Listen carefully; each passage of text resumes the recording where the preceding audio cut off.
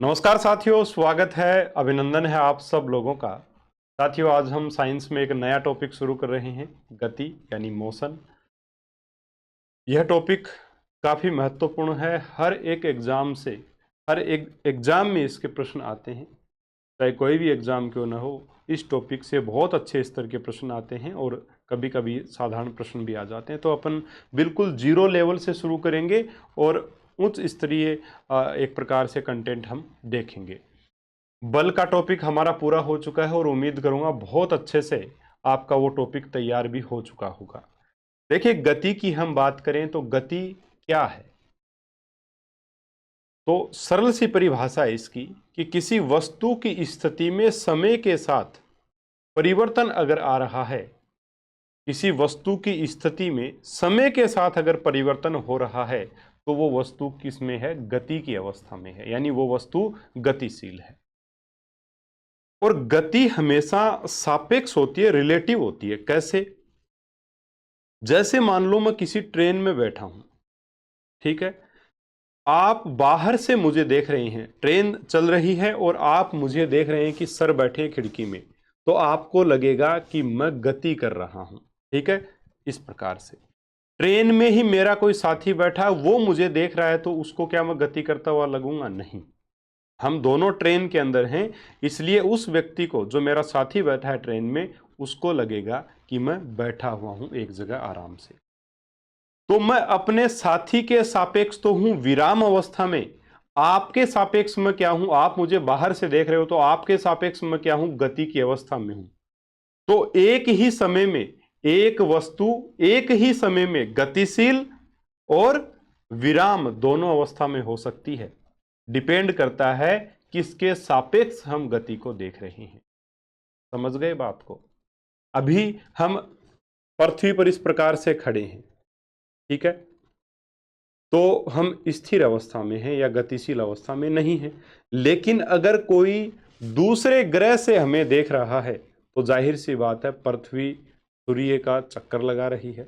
इसका मतलब पृथ्वी अगर गति कर रही है तो क्या हम गति नहीं कर रहे? गति कर रहे हैं। समझ रहे हो ना बात?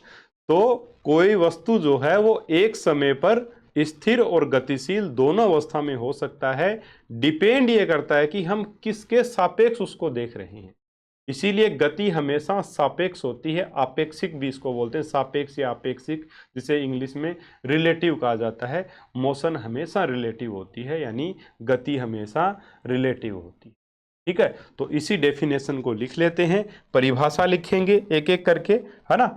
चलो, और उसके बाद में अपने इस टॉपिक की शुरुआत करेंगे। सबसे पहले गति की डेफिनेशन देखेंगे, परिभाषा। परिभाषा क्या है? बहुत सरल सी परिभाषा है साथियों। परिभाषा मैंने अभी आपको बताई। किसी वस्तु की स्थिति में समय के साथ परिवर्तन को ही क्या कहा जाता है? गति कहा जाता है। किसी वस्तु की स्थिति में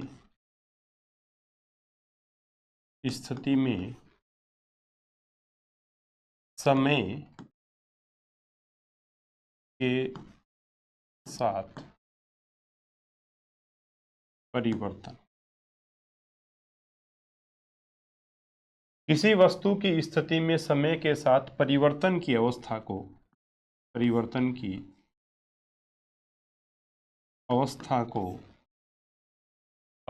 को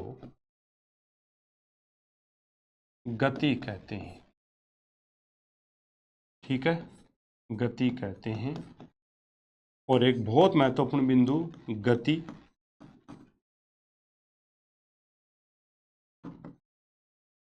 गति सदैव आपेक्षिक बोल दो या सापेक्ष होती है। सापेक्ष भी बोल सकते हो, सापेक्ष होती। ये है साथियों गति की परिभाषा। ठीक है, गति सदैव क्या होती है? आपेक्षिक या सापेक्ष होती है। ये सारी जो बातें हैं नोट्स के रूप में इस टाइप से आपको मिलेंगी। देखिए कितनी बेहतरीन तरीके से लिखा हुआ है, कलरफुल कंटेंट, और आपको कुछ नहीं करना, बस इसका प्रिंट आउट लेना। अगर आप किताब नहीं लेना चाहते और किताब ले लोगे तो इनका प्रिंट आउट भी आपको लेने की आवश्यकता नहीं है। देखो इतना बेहतरीन तरीके से हर एक चीज़ आपको इसमें दी गई है। चलो साथियों, गति के टॉपिक को विस्तार से समझने के लिए सबसे पहले हम डिस्कस करेंगे दूरी, विस्थापन, चाल, वेग और त्वरण के बारे में। सबसे पहले हम देखेंगे कि दूरी और विस्थापन क्या होता है, चाल और वेग क्या है, फर्क क्या है दोनों में, और त्वरण क्या है। इनको पढ़ेंगे, उसके बाद में गति के ऊपर आएंगे अपन विस्तार से, उसके बाद में गति के प्रकारों को हम देखेंगे। लेकिन सबसे पहले दूरी, विस्थापन वगैरह इनको देख लेते हैं। ठीक है, तो सबसे पहले मैं शुरू कर रहा हूं दूरी। ठीक है, दूरी, दूरी क्या होती है? डिस्टेंस। दूरी क्या होती है भाई? दूरी, देखिए साथियों, किसी वस्तु द्वारा तय पथ की संपूर्ण लंबाई ही दूरी होती है। ठीक है, समझिएगा, कोई वस्तु है, मान लो एक वस्तु है, बिंदु ए है, ये बिंदु ए है, इधर बना लेते हैं डायग्राम। ये बिंदु ए है,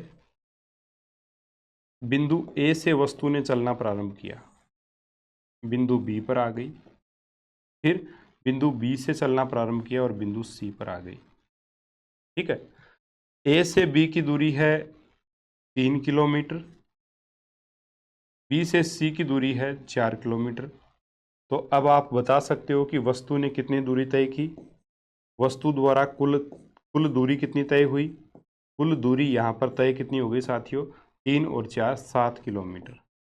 7 किलोमीटर की दूरी जो है वो टोटल तय की गई है वस्तु के द्वारा। यानी किसी वस्तु के द्वारा तय पथ की संपूर्ण लंबाई, ये वस्तु के द्वारा तय पूरा पथ ही तो है 3 किलोमीटर, ये 4 किलोमीटर की ये हो गई रोड, 3 किलोमीटर का रास्ता, ये 4 किलोमीटर का है, टोटल 7 किलोमीटर की दूरी उसने तय कर ली। तो किसी वस्तु द्वारा, दूरी किसे कहते हैं? किसी वस्तु द्वारा तय पथ की संपूर्ण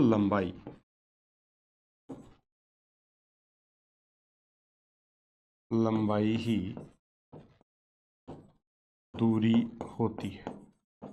ठीक है, दूरी होती है। दूरी साथियों क्या है? दूरी एक अदिश राशि है, याद रखिएगा। ठीक है, दूरी क्या है? अदिश राशि। दूरी और विस्थापन को हम एक साथ पढ़ेंगे। तो दूरी तो क्या होती है कि संपूर्ण पथ की संपूर्ण लंबाई होती है, और विस्थापन क्या होता है? वस्तु ने कहां से चलना प्रारंभ किया था? बिंदु ए से, फिर वो बी पर गई, फिर सी पर, है ना। तो ए से सी की जो सीधी दूरी है, ए से सी की जो सीधी दूरी है, ए से सी तक की जो सीधी दूरी है, इसको क्या कहेंगे? विस्थापन। विस्थापन क्या होता है? वस्तु की प्रारंभिक स्थिति और अंतिम स्थिति के मध्य की सीधी दूरी को विस्थापन कहा जाता है। ठीक है ना। तो आराम से समझ में आ गया होगा दूरी और विस्थापन में क्या डिफरेंस है। विस्थापन है ना, वो क्या है कि पथ की संपूर्ण लंबाई नहीं है, वो वस्तु की प्रारंभिक और अंतिम स्थिति के बीच की दूरी है। और दूरी क्या होती है? वस्तु के द्वारा तय पथ की संपूर्ण लंबाई को दूरी कहते हैं। ठीक, और दूरी क्या है? एक अदिश राशि है। पहले मैं दूरी की जो विशेषताएं हैं वो लिख देता हूं, उसके बाद अपने विस्थापन की लिख लेंगे, है ना। दूरी के लिए और क्या लिखेंगे अपने? दूरी अदिश राशि है, दूरी अदिश राशि है, अदिश राशि है। जबकि विस्थापन क्या है साथियों? विस्थापन सदिश राशि है। ठीक है ना, लिखेंगे आगे अपने। दूरी एक अदिश राशि है, और दूरी कभी भी ऋणात्मक नहीं हो सकती। दूरी साथियों समय के साथ या तो जो है वही रहेगी, है ना, वस्तु जहां खड़ी है वहां खड़ी रहेगी, या कुछ दूर चलेगी। तो दूरी कभी भी ऋणात्मक नहीं हो सकती, कभी भी ऋणात्मक नहीं होगी दूरी। ठीक, ये भी लिख देते हैं, दूरी कभी ऋणात्मक नहीं होगी। और बात भी सही है भाई, कोई वस्तु या तो एक जगह खड़ी है अपने, या चलेगी तो वो कुछ दूरी तो तय करेगी ही करेगी, तो दूरी कभी ऋणात्मक नहीं हो सकती। ठीक है, दूरी कभी भी ऋणात्मक नहीं हो सकती, ये बात आप ध्यान में रखना कि उसने -4 किलोमीटर की दूरी तय कर ली, ऐसा संभव ही नहीं है। दूरी कभी भी माइनस में नहीं होगी, समय के साथ दूरी में बढ़ोतरी होगी। या तो दूरी मतलब जो वस्तु अगर खड़ी है तब तो कोई दिक्कत ही नहीं है, अगर वस्तु गतिशील है तो समय के साथ दूरी में सदैव क्या होगी, वृद्धि होगी। समय के साथ, ये मैं गतिशील वस्तु की बात कर रहा हूं, समय के साथ दूरी में सदैव वृद्धि होती है, वृद्धि होती है। आगे विस्थापन की बात करेंगे, उसमें नई नई चीजें आएंगी, मजेदार चीजें आएंगी। ठीक है, चलो एक शब्द और आता है अवरोधन दूरी। ये अवरोधन दूरी क्या है, यही लिख दूं क्या, अवरोधन दूरी। अवरोधन दूरी, साथियों ये अवरोधन दूरी क्या होती है? अवरोधन दूरी वह दूरी जो वाहन ब्रेक लगाने के बाद से लेकर रुकने तक चलता है। यानी वो दूरी, जैसे मान लो मैंने ब्रेक लगाए हैं यहां पर और मेरी गाड़ी जा करके रुकी है यहां पर, तो ये जो बीच की डिस्टेंस है इसको बोलते हैं अवरोधन दूरी। तो वह दूरी जो वाहन ब्रेक लगाने के बाद से लेकर रुकने तक चलता है उसे अवरोधन दूरी कहते हैं। वह दूरी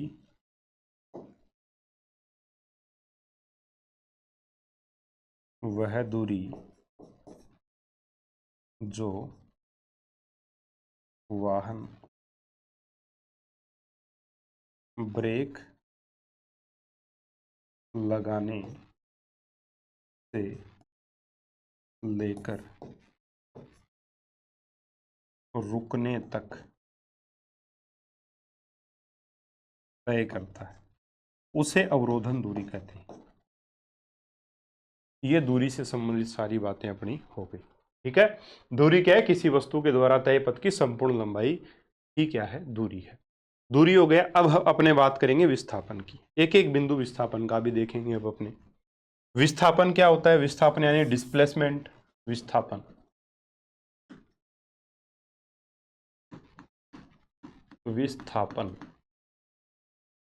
और जैसे अपने विस्थापन के बारे में जानेंगे आपको यह भी पता लग जाएगा कि दूरी और विस्थापन में डिफरेंस क्या है।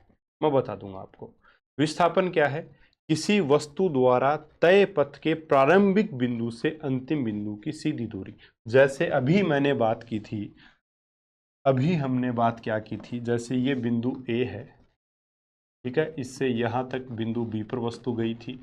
ठीक है, ये बिंदु ए है, बिंदु बी तक वस्तु गई थी और बी से वस्तु कहाँ आई थी, बिंदु सी तक, बिंदु सी तक वस्तु आई थी।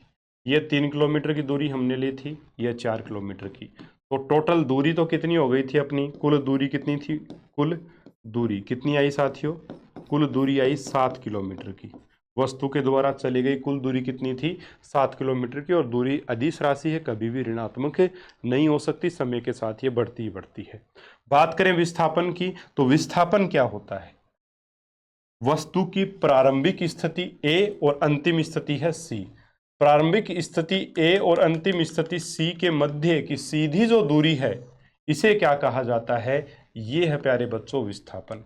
जिसका मान कितना है साथियों, पाइथागोरस प्रमेय लगा करके इसको जब हल करेंगे तो ये आएगा आपका कितना, 3 का स्क्वायर प्लस 4 के स्क्वायर का अंडर रूट, यानी कि 25 का अंडर रूट, यानी कि कितना आ जाएगा, 5 किलोमीटर। ठीक है, तो विस्थापन यहाँ कितना होगा, विस्थापन होगा 5 किलोमीटर।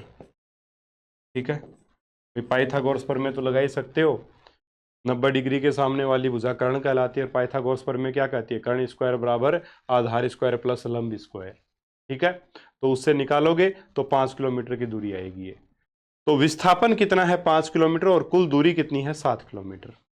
विस्थापन अब समझ गए होंगे क्या होता है, यानी वस्तु की प्रारंभिक स्थिति तथा अंतिम स्थिति के मध्य की सीधी दूरी को ही जो वो साथियों क्या कहा जाता है, विस्थापन कहा जाता है। डायरेक्ट लिख देता हूं मैं, वस्तु की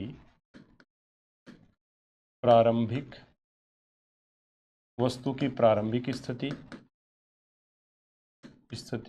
व अंतिम स्थिति के मध्य की सीधी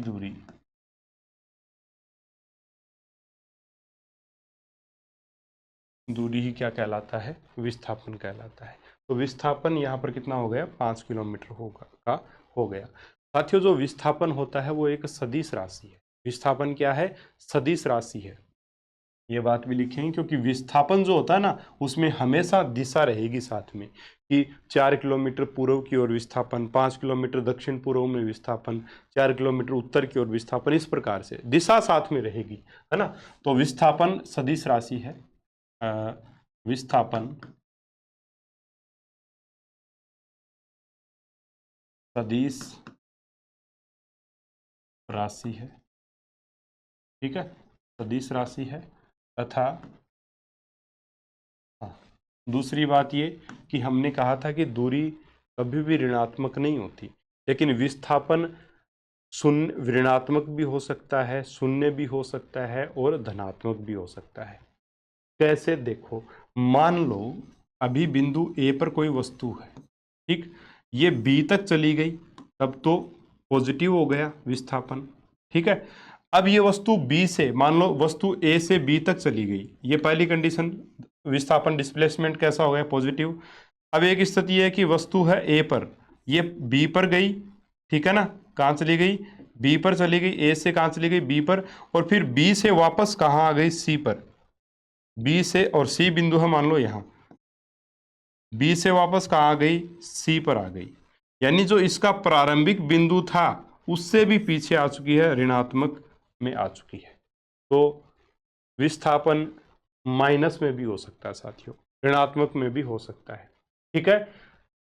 ऋणात्मक चिन्ह ये बताएगा कि दूरी जो है, विस्थापन जो है वो विपरीत दिशा में हो गया है। इसके अलावा विस्थापन शून्य भी हो सकता है। कैसे, बिंदु ए से वस्तु ने चलना प्रारंभ किया, बिंदु बी पर गई और फिर बी से वापस आ गई कहाँ पर, अंत में ए पर, यानी कि जहां से चलना शुरू किया था वहीं पर वस्तु आकर के रुक गई, तो विस्थापन क्या हो जाएगा, 0 हो जाएगा। तो विस्थापन क्या हो जाएगा, 0। यानी विस्थापन धनात्मक, ऋणात्मक तथा शून्य हो सकता है।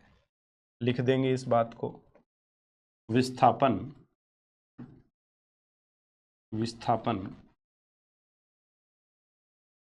धनात्मक, ऋणात्मक तथा शून्य हो सकता है,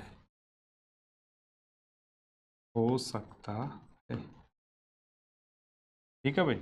विस्थापन जो है वो धनात्मक भी हो सकता है, ऋणात्मक भी हो सकता है और शून्य भी हो सकता है, ठीक है ना। चलो, क्या इतनी बातें आराम से समझ में आ गई। तो दूरी और विस्थापन में ये डिफरेंस है कि दूरी जो है वो एक अदिश राशि है, विस्थापन सदिश है। दूरी कभी भी ऋणात्मक नहीं होती और विस्थापन जो है वो ऋणात्मक, धनात्मक और शून्य हो सकता है, ठीक है भाई। इतनी बातें मेरे हिसाब से आपको आराम से समझ में आ गई होंगी, ठीक है। और ये अपना जो कंटेंट है आप देख सकते हो, सारा यहाँ पर लिखा हुआ, आपको कुछ भी अलग से करने की जरूरत नहीं है, पूरा एकदम टॉपिक वगैरह सब कुछ दिया, देखो, है ना, सब कुछ दे रखा है। अब अपने बात करेंगे, देखो साथियों, दूरी और विस्थापन का जो दोनों का जो मात्रक है वो सेम ही है। दोनों का मात्रक क्या है, मीटर है। दोनों का मात्रक क्या हो जाएगा, सेम ही हो जाएगा, और वो है मीटर। तो ये भी लिख लेते हैं, दूरी व विस्थापन का मात्रक, दूरी और विस्थापन का मात्रक क्या है भाई, दूरी और विस्थापन का जो मात्रक होता है वो होता है मीटर। दूरी और विस्थापन का ऐसा ही मात्रक है साथियों, मीटर। ठीक है, दूरी का मान या तो विस्थापन के बराबर होगा, ठीक है, या अधिक होगा। दूरी का जो मान है, जाहिर सी बात है, दूरी का मान या तो विस्थापन के बराबर होगा या अधिक होगा। बराबर कब होगा? जैसे मान लो बिंदु ए से वस्तु गई है बिंदु बी पर, और ये बीच में कहीं इधर उधर नहीं मुड़ी, सीधी वस्तु जा रही है, तो यहां दूरी और विस्थापन दोनों बराबर होंगे। यानी अगर एक सरल रेखा में गति हो रही है तो दूरी और विस्थापन दोनों बराबर होंगे। लेकिन अगर वस्तु ने बीच में दिशा बदल ली तो दूरी का मान डेफिनेटली अधिक हो जाएगा और विस्थापन का मान कम हो जाएगा। इसीलिए मैंने कहा, जैसे मान लो ये ए से बी तक, अगर दोनों मतलब वस्तु ए से बी तक सीधी रेखा में जा रही है, इसका मतलब दूरी और विस्थापन बराबर हैं। लेकिन मान लो इस प्रकार से जा रही है वस्तु, तो दूरी तो हो जाएगी ये वाली, ये तो होगी दूरी, और विस्थापन तो हमेशा क्या होता है? विस्थापन तो हमेशा क्या होता है? सीधी दूरी को ही विस्थापन बोलते हैं। तो विस्थापन तो रहेगा ये और दूरी हो जाएगी ये, अलग अलग हो जाएगी, और ये जाहिर सी बात है ज्यादा रहेगी मापेंगे तो दूरी जो है ना, वो या तो विस्थापन के बराबर होगी या विस्थापन से अधिक होगी। सदैव ये बात लागू रहेगी। क्या रहेगा लागू? हमेशा के लिए दूरी सदैव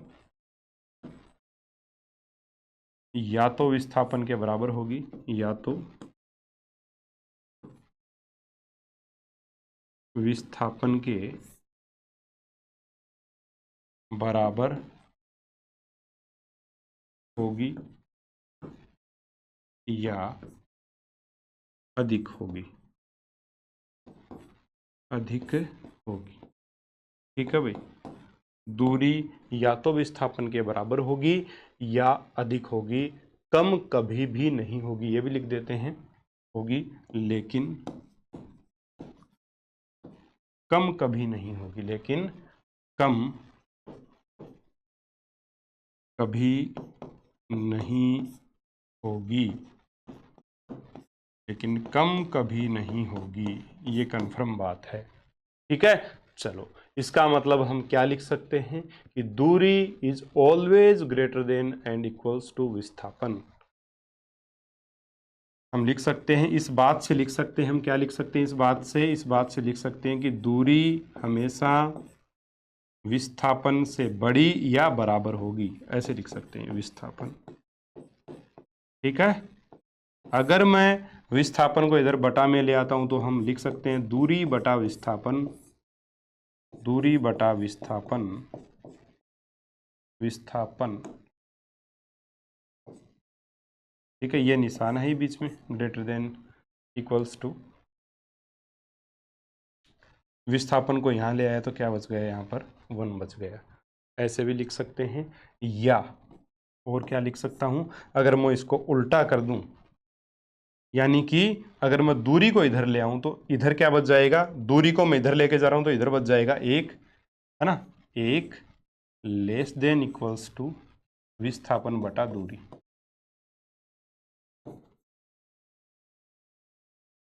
ये भी कहा जा सकता है। ठीक है, ये सारी बातें आप देख सकते हो।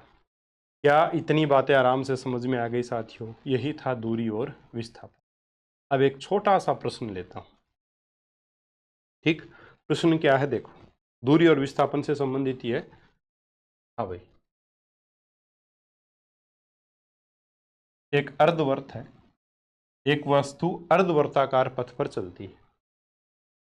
क्वेश्चन मान लो, डायरेक्ट ही दे रहा हूं मैं क्वेश्चन, नोट्स में आपको अच्छे से लिखा हुआ मिल जाएगा कि एक वस्तु है तो बिंदु ए से चलना प्रारंभ करती है और बी तक जाती है। उसके जाने का पथ क्या है? बिंदु ए से चलना प्रारंभ करती है और बिंदु बी तक जाती है, और उसका पथ है अर्धवर्ताकार। अर्धवर्ताकार पथ है, अर्धवर्ताकार उसका पथ है। पथ कैसा है? अर्धवर्ताकार पथ दे रखा है अपने को, ये ए, ये बिंदु बी, और पथ दे रखा है अपने को अर्धवर्ताकार, अर्धवृत्ताकार, और वर्त की त्रिज्या अपने को दे रखी है, वर्त की त्रिज्या ये अपने को दे रखी है प्रश्न में r। वर्त की त्रिज्या बराबर r, ये अपने को त्रिज्या दे रखी, यानी वर्त की त्रिज्या है r और वस्तु अर्धवर्ताकार पथ पर गति कर रही है। तो हमें दूरी और विस्थापन बताना है। क्या बताना है? दूरी और विस्थापन। तो दूरी तो क्या हो जाएगी, जाहिर सी बात है, ये तो क्या होगा, विस्थापन होगा। बिंदु ए से लेके बिंदु बी तक की सीधी दूरी को क्या कहते हैं? विस्थापन, है ना। और दूरी क्या कहे, दूरी क्या हो जाएगी यहाँ पर? वस्तु के द्वारा तय किया गया पथ जो है उसकी संपूर्ण लंबाई को दूरी कहते हैं। और ये क्या है साथियों? अर्धवर्त की परिधि है। दूरी बराबर अर्धवर्त की परिधि तो आएगा ये भाई। पूरा वर्त इस प्रकार से होता है और आधे वर्त की बात की जा रही है, तो ये आधे वर्त की परिधि आ जाएगी। यही तो है अर्धवर्त की परिधि और यही वस्तु का पथ है। तो आधे वर्त की परिधि क्या होती है? पूरे वर्त की परिधि होती है 2 पाई आर। आधे वर्त की परिधि हो जाएगी क्या? पाई आर। ठीक, तो अर्धवर्त की परिधि,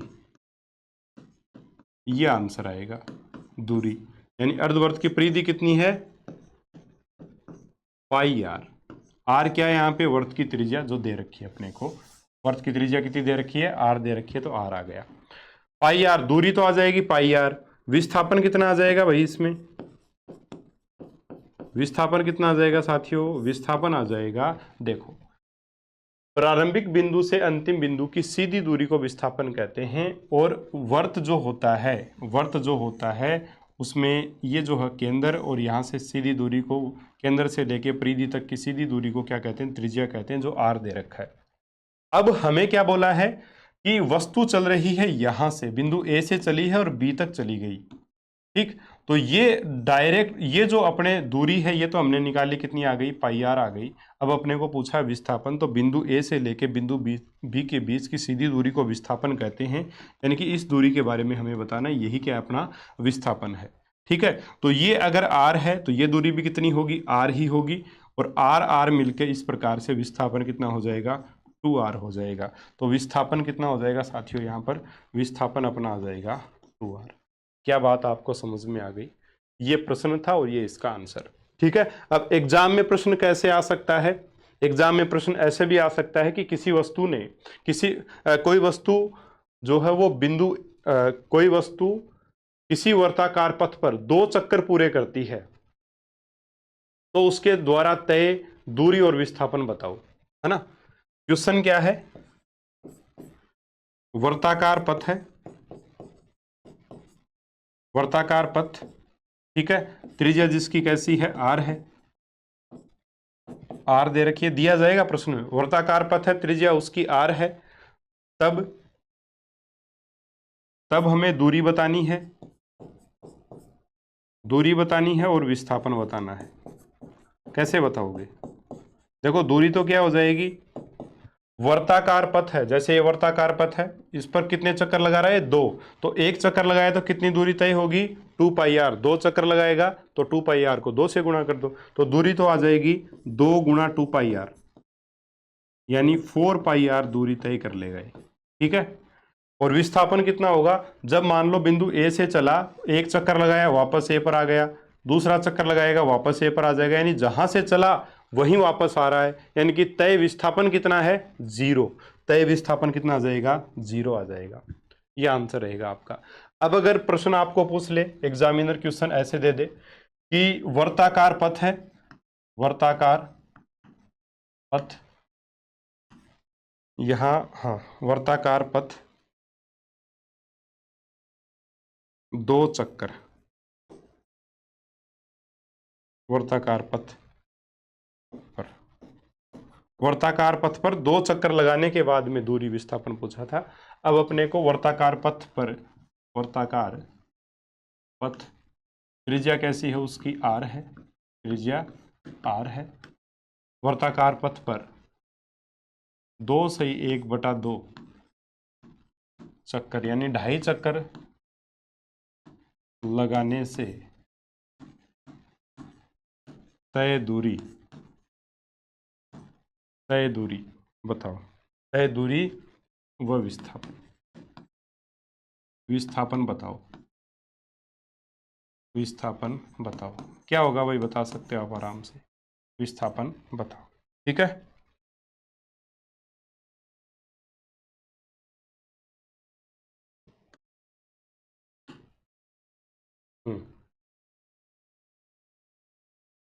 ये बताना है। तो इसको कैसे करेंगे, बहुत आसान है।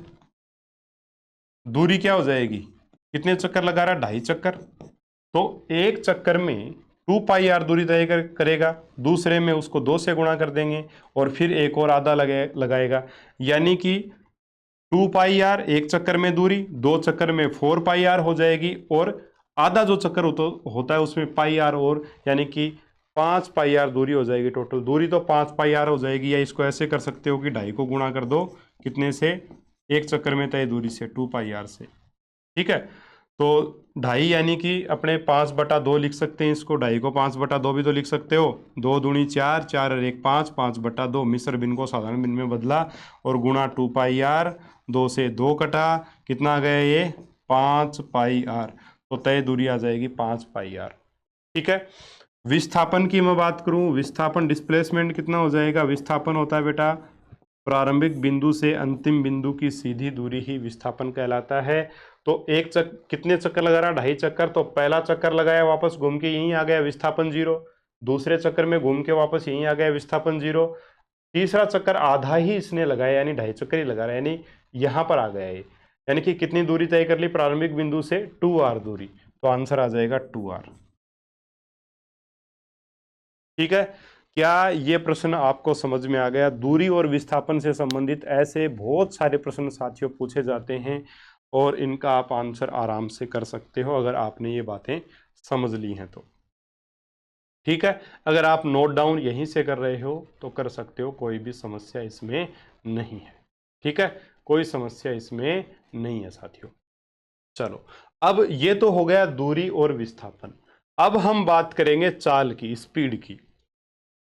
जो आपके नोट्स है ना उसमें केवल ये वाला ही एग्जाम्पल दिया हुआ है, ये देखो, केवल ये वाला ही एग्जाम्पल। उसके बाद सीधी चाल की बात की हमने, 1.5 चक्कर या 2.5 चक्कर या 2 चक्कर, इनकी बात नहीं की। कितने भी चक्कर आप आराम से, अगर कॉन्सेप्ट समझ में आ गया तो कुछ भी पूछ ले, कोई दिक्कत ही नहीं है। अब हम चाल की बात करेंगे साथियों, चाल और वेग की हम बात करेंगे, चाल तथा वेग। तो चाल को शुरू करेंगे अपने, चाल यानी स्पीड। स्पीड क्या होती है, चाल क्या होती है। चाल,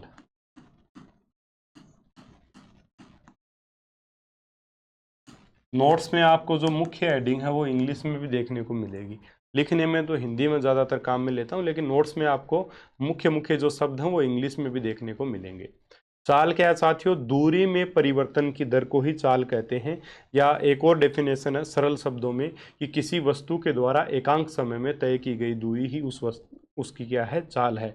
जैसे एक वस्तु है, एक गाड़ी है, एक बस मान लो। एक बस के द्वारा एकांक समय, यानी एक बस के द्वारा 1 घंटे में 60 किलोमीटर की दूरी तय की जाती है, तो उसकी चाल क्या हो जाएगी, 60 किलोमीटर प्रति घंटा। एक बस है जिसने 1 घंटे में 60 किलोमीटर की दूरी तय की है, तो उसकी स्पीड कितनी है, 60 किलोमीटर प्रति घंटा।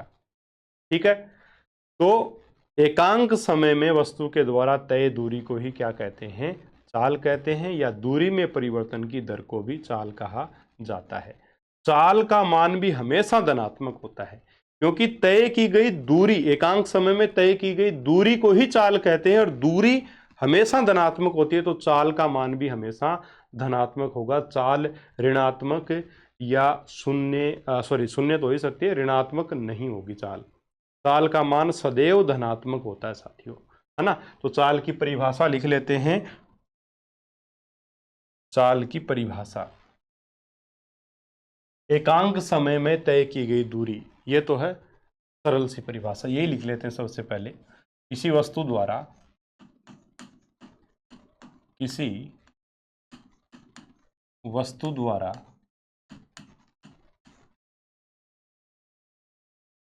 एकांक समय में तय दूरी। ठीक है, किसी वस्तु द्वारा एकांक समय में तय दूरी क्या कहलाती है, चाल कहलाती है। या क्या बोल सकते हैं अपने, दूरी में परिवर्तन की दर, दूरी में परिवर्तन की दर, दूरी में परिवर्तन की दर, इसे भी क्या कहते हैं, चाल कहते हैं साथियों। दूरी में परिवर्तन की दर भी क्या कहलाती है? चाल कहलाती है। चाल का मान सदैव धनात्मक होता है।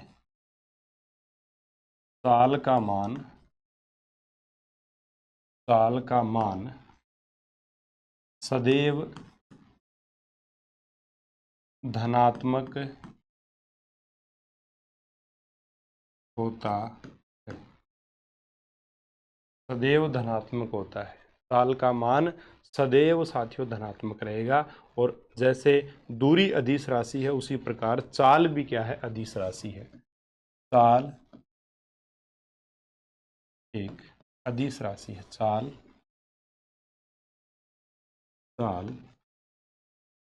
एक अदिश राशि है। अदिश राशि है। जैसे दूरी अदिश है वैसे ही चाल भी क्या है? अदिश राशि है। अगर हम चाल के सूत्र की बात करें तो सभी को पता है चाल बराबर क्या होगा? चाल बराबर क्या होता है भाई? एकांक समय में तय दूरी या दूरी में परिवर्तन की दर। तो परिवर्तन की दर के लिए जब भी शब्द आएगा ना दूरी में परिवर्तन की दर, तो दूरी बटा समय। ठीक है, यानी परिवर्तन की दर मतलब बटा में समय। वेग में परिवर्तन की दर तो वेग बटा समय, दूरी में परिवर्तन की दर दूरी बटा समय। ठीक है, ऐसे लिखते हैं अपने। तो दूरी में परिवर्तन की दर मतलब दूरी बटा समय। तो चाल का सूत्र होता है दूरी बटा समय। ये आ जाएगा दूरी बटा समय, ये चाल का सूत्र होता है। तो यहां से इसका मात्रक भी आ जाएगा। मात्रक क्या हो जाएगा? दूरी का मात्रक क्या होता है? मीटर। और समय का मात्रक सेकंड। ठीक है, इसको बोल सकते हैं अपने, क्या लिख सकते हैं? या मीटर प्रति सेकंड। मीटर प्रति सेकंड ये लिख सकते हैं। या क्या बोल सकते हैं? Meter into second inverse, second की घात -1। ये ऐसा भी कहा जा सकता है ना। ये ऊपर जाएगी इसकी घात 1, ऊपर जाएगी तो माइनस की घात हो जाएगी। ऐसे भी अपने को बोल सकते हैं। ये आपकी चाल हो गई साथियों। चाल के साथ में जैसे दूरी के साथ में हमने विस्थापन पढ़ा, ऐसे चाल के साथ में अपने वेग को देखेंगे, है ना। एक बार औसत चाल की चर्चा करेंगे, उसके बाद वेग पर आएंगे। अभी वेग के बारे में थोड़ा सा बता दूं तो जैसे चाल है दूरी में परिवर्तन की दर, वेग क्या हो जाएगा? विस्थापन में परिवर्तन की दर। एकांक समय में तय विस्थापन ही क्या कहलाता है? वेग कहलाता है। चाल का मान सदैव धनात्मक होता है तो वेग का जो मान है वो धनात्मक, ऋणात्मक वगैरह हो सकता है। जैसे अपने किसका होता है? इसका विस्थापन का मान होता है उसी प्रकार से। ठीक, और चाल एक अदिश राशि है, जबकि जो आपका वेग होगा वो सदिश राशि होगी, क्योंकि विस्थापन सदिश राशि है। वेग का जो सूत्र होगा वो विस्थापन बटा समय होगा। क्या होगा? विस्थापन बटा समय होगा। मात्रक उसका भी यही होगा। चाल और वेग का मात्रक समान होगा। ठीक है, चलो अब हम बात करेंगे औसत वेग की। औसत वेग, सॉरी औसत चाल। औसत वेग नहीं, औसत चाल। औसत चाल क्या होती है भाई?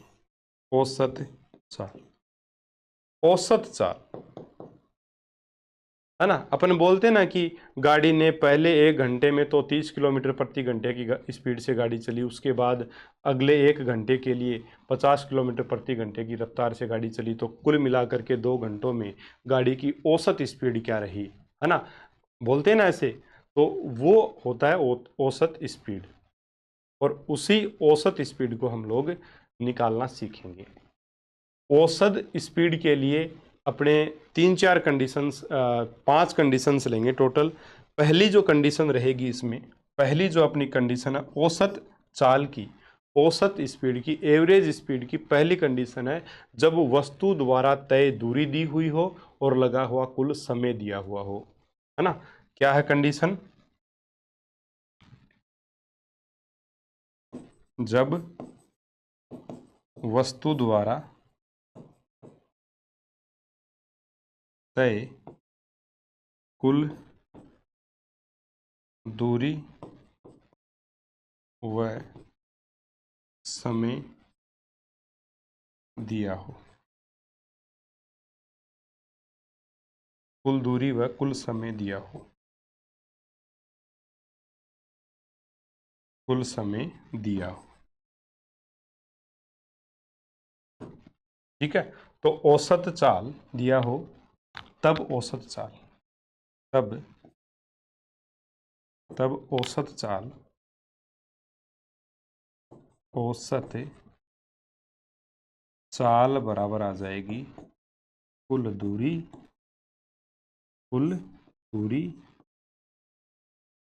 बटा कुल समय।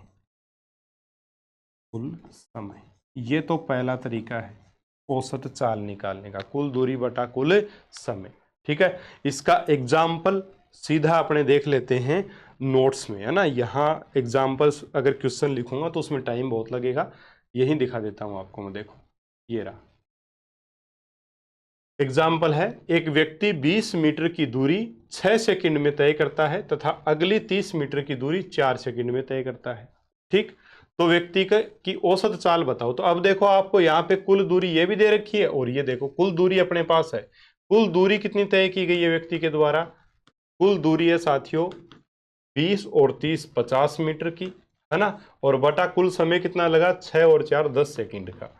काट दो इसको तो स्पीड कितनी आ जाएगी? 5 मीटर प्रति सेकंड। 5 मीटर प्रति सेकंड औसत चाल आ जाएगी इसकी। इस प्रकार से औसत चाल का सूत्र, ये वाला सूत्र अपने काम में ले सकते हैं। ठीक है, जब वस्तु द्वारा तय दूरी तथा लगा समय दिया हुआ हो तो औसत चाल बड़े आराम से इस प्रकार से ज्ञात की जा सकती है, दूरी बटा लगा कुल समय निकाल करके, यानी कुल दूरी बटा लगा कुल समय। ठीक, चलो दूसरा जो टाइप है वो क्या है? यदि दूरी समान हो तथा चाल अलग अलग हो। यदि दूरी समान हो तथा चाल अलग अलग हो। दूसरी कंडीशन में लिखता हूं, दूसरी कंडीशन है औसत चाल की। दूसरी कंडीशन क्या है? यदि दूरी समान हो तथा चाल अलग अलग हो। यदि दूरी समान तथा चाल अलग अलग हो, तब औसत चाल, तब औसत चाल क्या आ जाएगी? अगर दूरी समान हो और चाल अलग अलग हो तब औसत चाल आ जाएगी। जैसे मान लो दो चाल अपने को दे रखी है गाड़ी की, ठीक है, और दूरी है समान, तो चाल औसत चाल क्या आएगी? औसत चाल आएगी 2 गुणा V1 गुणा V2 और बटा में V1 प्लस V2, ये आ जाएगा। ठीक है, इसका भी एक एग्जाम्पल देख लेते हैं। एग्जाम्पल ऐसा है कि एक विद्यार्थी है, वो घर से स्कूल जाता है ना, और उसकी स्कूल जाते समय चाल क्या है? 2 किलोमीटर प्रति घंटे की चाल है, तथा फिर विद्यालय से घर आता है। तो दूरी तो समान ही हो गई ना। यदि दूरी समान तो घर से विद्यालय जा रहा है और फिर लास्ट में विद्यालय से घर आ रहा है, तो दूरी तो समान है। दूरी समान है, चाल अलग अलग है। जाते टाइम उसकी चाल क्या है? 2 किलोमीटर प्रति घंटे। आते टाइम उसकी चाल बढ़ जाएगी, 6 किलोमीटर प्रति घंटे की चाल से आता है वो। तो विद्यार्थी की औसत चाल क्या हो जाएगी साथियों? औसत चाल हो जाएगी 2V1 V2 upon V1 plus V2। ये एग्जाम्पल्स अपने दे भी रखा है। ये एग्जाम्पल देखो, ये रहा कि एक विद्यार्थी घर से 2 किलोमीटर प्रति घंटे की 2 किलोमीटर प्रति घंटे की चाल से विद्यालय जाता है, और फिर विद्यालय से घर जो आता है वो 6 किलोमीटर प्रति घंटे की चाल से आता है। यानी कि दूरी तो बराबर है, घर से विद्यालय और विद्यालय से घर की दूरी समान है ना। ये आपके पास V1 है 2 किलोमीटर प्रति घंटा, और V2 कितना है आपके पास यहाँ पर? 6 किलोमीटर प्रति घंटा। ठीक है, तो औसत चाल क्या हो जाएगी यहां से? इस सूत्र से औसत चाल, जब दूरी समान हो और चाल अलग अलग हो तो औसत चाल होती है 2V1 V2 upon V1 plus V2। ठीक है, आ जाएगी 2 गुणा 2 v1 का मान और 6 v2 का मान बटा में v1 प्लस v2 यानी कि 6 2 8।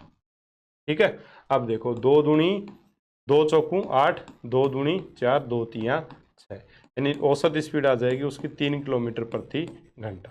3 किलोमीटर प्रति घंटा उसकी औसत स्पीड आ गई। ये आपका आंसर है। ठीक है, चलो तीसरा केस देख लेते हैं। अब हम तीसरा केस क्या होगा अपना, मैं डायरेक्ट मतलब यहाँ पे आप देखो ये फॉर्मूला लिख दिया डायरेक्ट, देखो ये फॉर्मूला लिख दिया पहले केस के लिए और इसका एग्जाम्पल आपको नोट्स में मिल जाएगा। ठीक, ऐसे ही उसके बाद में हमने दूसरा केस लिखा और इसका एग्जाम्पल आपको मिल जाएगा नोट्स में। ठीक है भाई, तीसरा जो अपना केस है वो ये है कि समय समान तथा चाल अलग अलग हो।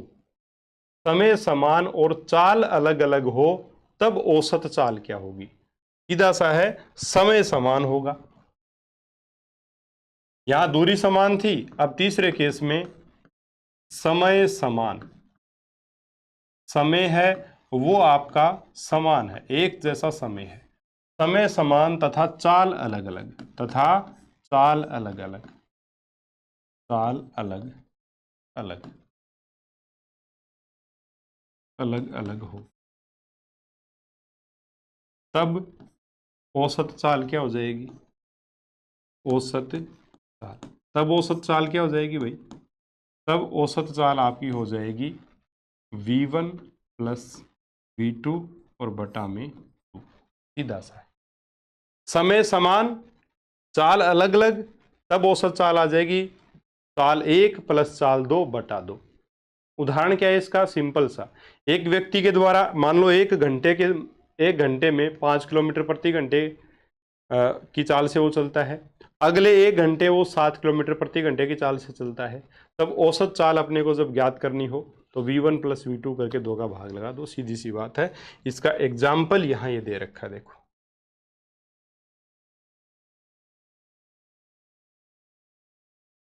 समय समान तथा चाल अलग अलग हो तब औसत चाल ये रही। यदि एक व्यक्ति प्रथम 1 घंटे में 5 किलोमीटर प्रति घंटे की स्पीड से, यानी कि ये v1 का मान है, ठीक है, और अगले 1 घंटे में 7 किलोमीटर प्रति घंटे की रफ्तार से, यानी ये v2 का मान है, तो औसत चाल क्या हो जाएगी, v1 प्लस v2 बटा 2, 7 और 5 12 बटा 2, यानी कि 6 किलोमीटर प्रति घंटा। इस प्रकार से अगर ऐसा प्रश्न है, इस टाइप का प्रश्न है, तो चाल अपना औसत चाल आराम से निकाल सकते हैं।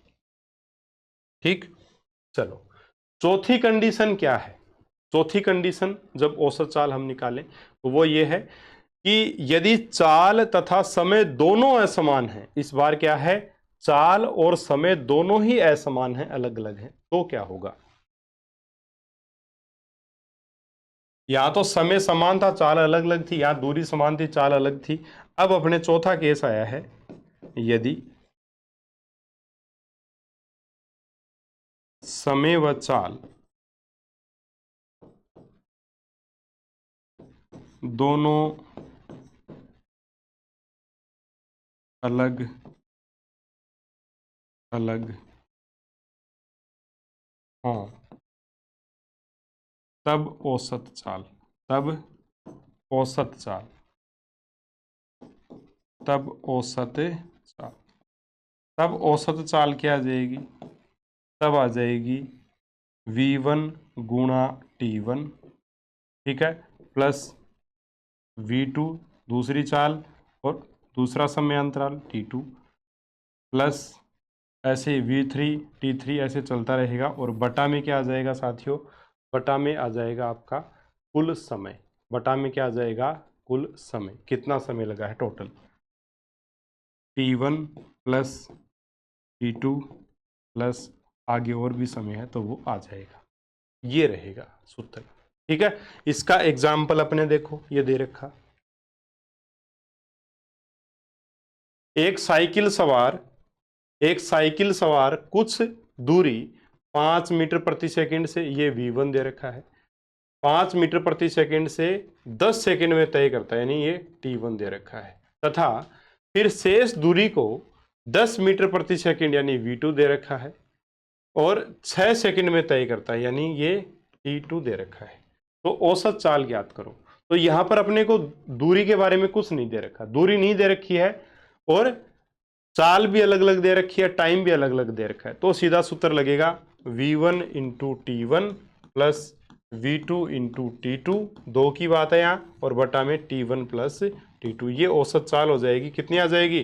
देखो v1 को t1 से गुणा करो तो 10 पंजो 50, 50 प्लस v2 t2 को मल्टीप्लाई कर दो 10 से की 60। ठीक है, याद रखना इनके मात्रक सेम हो। ये तो मान लो 10 मीटर प्रति सेकंड है और ये है आपका 6 मिनट, है ना। तो इसको सेकंड में बदलना, पहले ऐसे करना पड़ेगा आपको। उसके बाद में क्या है, पूरा टाइम तो 10 और 6 16 सेकंड का टोटल टाइम है। तो ये आ जाएगा 60 और 50 110 बटा 16, 110 बटा 16। 110 बटा 16 को हल करोगे तो आपका आंसर आ जाएगा। कितना आएगा? 110 में 16 का भाग लगाएंगे तो 110 में 16 का भाग लगाएंगे तो लगभग 16 की 96, ऊपर करेंगे तो ज़्यादा जाएगा। तो 6 पॉइंट और उसके बाद में 16 80 120 ना, 120 थोड़ी होता, 16 80 128 होगा ना। तो 8 बार जाएगा, 6.8, 6.8 के आसपास आना चाहिए, 6.8 या इसके आसपास आएगा, है ना, 6.8 लगभग ये स्पीड आएगी। आगे निकाल लेना आप, 6.8 मीटर प्रति सेकंड, ये इसकी चाल आ जाएगी, औसत चाल आ जाएगी। इस टाइप से अपने याद कर सकते हैं। जो पांचवा केस है वो क्या साथियों, एक और केस बनेगा इसमें, पांचवा केस इधर लिख देते हैं, केस नंबर 5। केस नंबर 5 क्या रहेगा कि जब चाल में परिवर्तन समान हो तब औसत चाल। चाल में परिवर्तन समान, परिवर्तन समान तब औसत चाल।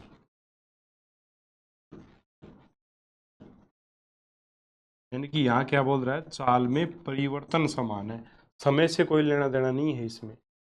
चाल में परिवर्तन समान है तो इसमें आएगा प्रारंभिक चाल, ये प्रारंभिक शब्द भाई, प्रारंभिक चाल प्लस अंतिम चाल,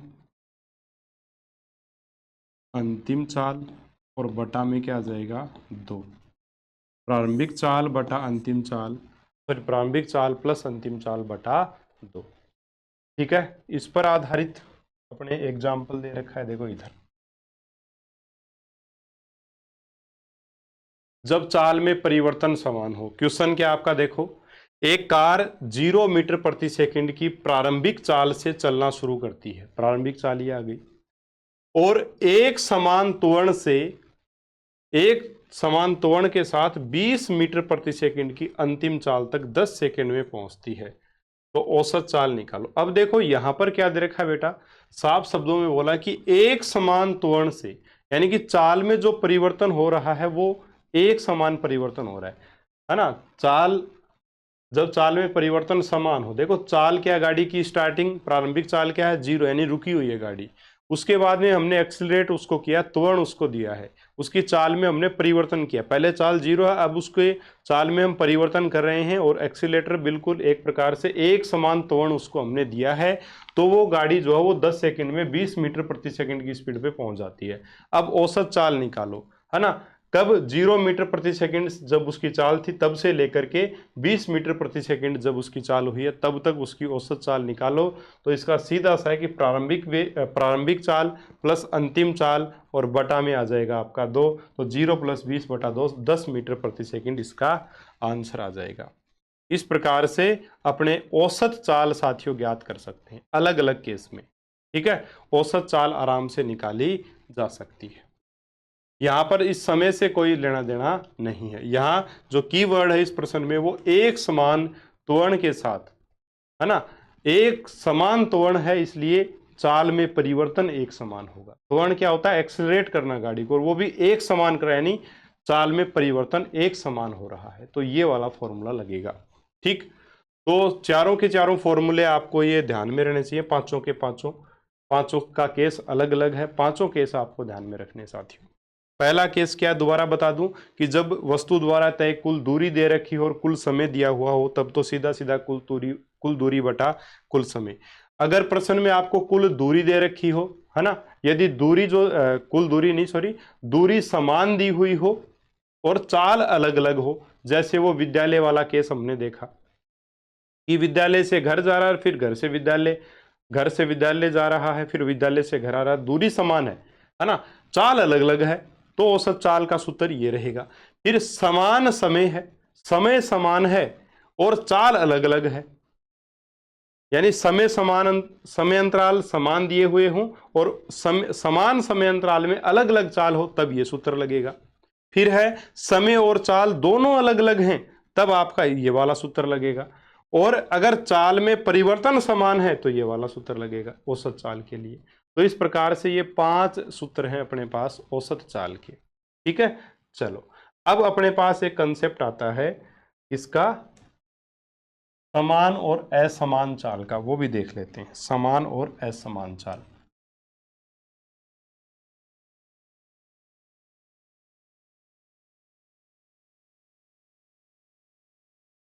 ठीक है, दिख रहा है आराम से, हाँ।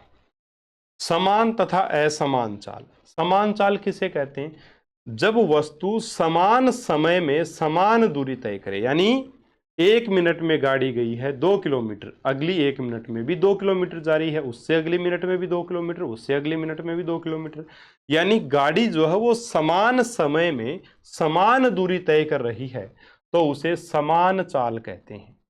और यदि वस्तु समान समय में असमान चाल तय कर रही है, असमान दूरी तय कर रही है, तो उसको असमान चाल कहते हैं। सीधी सी परिभाषा, इसमें कुछ भी ऐसा नहीं है ना। समान चाल और असमान चाल पूछ लेते हैं कई बार, इसलिए लिख देते हैं, वही बाकी सरल सरल चीजें हैं। समान तथा असमान चाल,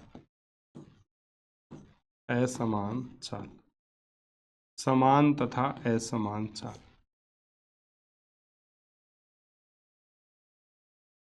क्या है समान तथा असमान चाल, यदि वस्तु समान समय में समान समय अंतराल में समान समय अंतराल में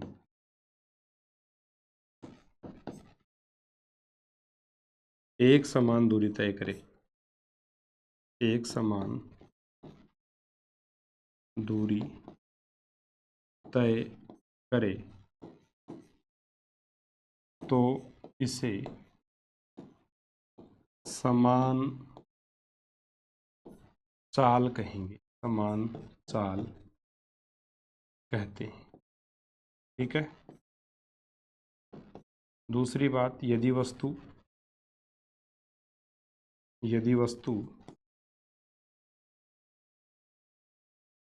समान समय अंतराल में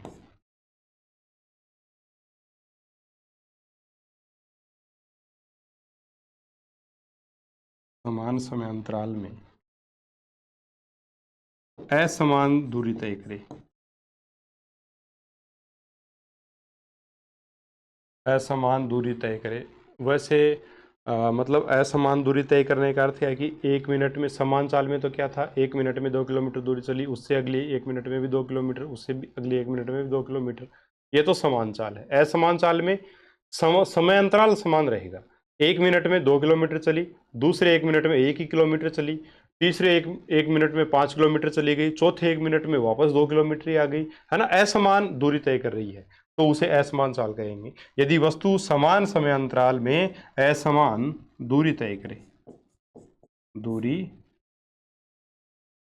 तय करे, तो इसे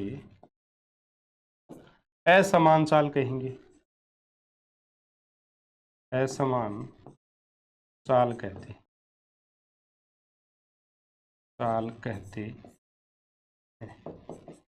ठीक है भाई, ये डेफिनेशन, सीधी सी सरल सी परिभाषा। अब एक और शब्द आता है तात्क्षणिक चाल, यानी किसी क्षण विशेष पर, क्षण विशेष कैसे, जैसे मैं गाड़ी चला रहा हूं, आराम से ड्राइव कर रहा हूं, आप मान लो गाड़ी चला रहे हो और मैं आपसे पूछ लूं कि अभी चाल क्या है आपकी, तो आप स्पीडोमीटर में देख के तुरंत बता दोगे। तो जब मैंने पूछा अभी चाल क्या है और आपने देखा, आपने जब देखा उस समय गाड़ी की चाल क्या है, आप बताओगे सर 70 किलोमीटर प्रति घंटे की चाल है, तो वो उस क्षण की चाल हो गई। तो किसी क्षण विशेष पर वस्तु की चाल ही तात्क्षणिक चाल कहलाती है। किसी निश्चित समय या किसी क्षण विशेष पर गतिमान वस्तु की चाल तात्क्षणिक चाल कहलाती है। ठीक है, लिखते हैं इसको भी डेफिनेशन, एक सेकंड रुकिएगा।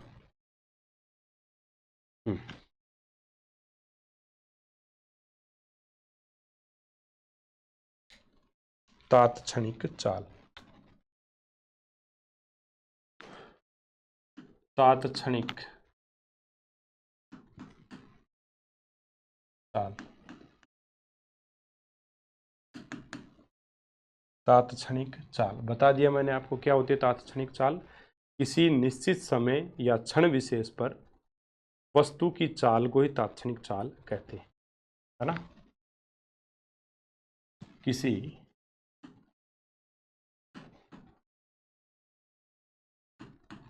निश्चित समय, किसी निश्चित क्षण, है ना, क्षण पर या समय भी बोल सकते हो, एक ही बात है। किसी निश्चित क्षण पर गतिशील वस्तु की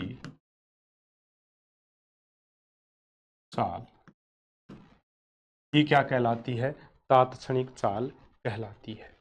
एक बात याद रखिएगा, अगर एक समान चाल से कोई वस्तु चल रही है, कैसी चाल से चल रही है, एक समान चाल से वस्तु चल रही है, तो उस वस्तु की औसत चाल और तात्क्षणिक चाल में क्या संबंध होगा, जरा सोचो। वस्तु चल रही है एक समान चाल से, यानी उसकी चाल में आपको बता दूं कि वस्तु की चाल मान लो 50 किलोमीटर प्रति घंटा, ठीक है, एक समान चाल से ही वो चल रही है, तो उसकी औसत चाल और तात्क्षणिक चाल क्या होगी। भाई जाहिर सी बात है एक ही समान होगी। क्यों? क्योंकि वस्तु एक समान चाल से चल रही है, 50 किलोमीटर प्रति घंटे की चाल से ही वस्तु चल रही है। तो मैं आपको कभी भी पूछूंगा कि बेटा तात्क्षणिक चाल बता, अभी चाल बता कितनी है, इस क्षण पर चाल कितनी है, आप हमेशा कहोगे 50 किलोमीटर प्रति घंटा है, 50 किलोमीटर प्रति घंटा है, यही है। ठीक है, और औसत चाल भी यही रहेगी। अगर एक समान चाल से गाड़ी चल रही है तो औसत चाल भी यही रहेगी। तो बात क्या है कि एक समान चाल अगर है तो एक समान चाल की स्थिति में औसत चाल और तात्क्षणिक चाल का मान बराबर होता है। ये लिखेंगे, बहुत इंपॉर्टेंट बिंदु है कि एक समान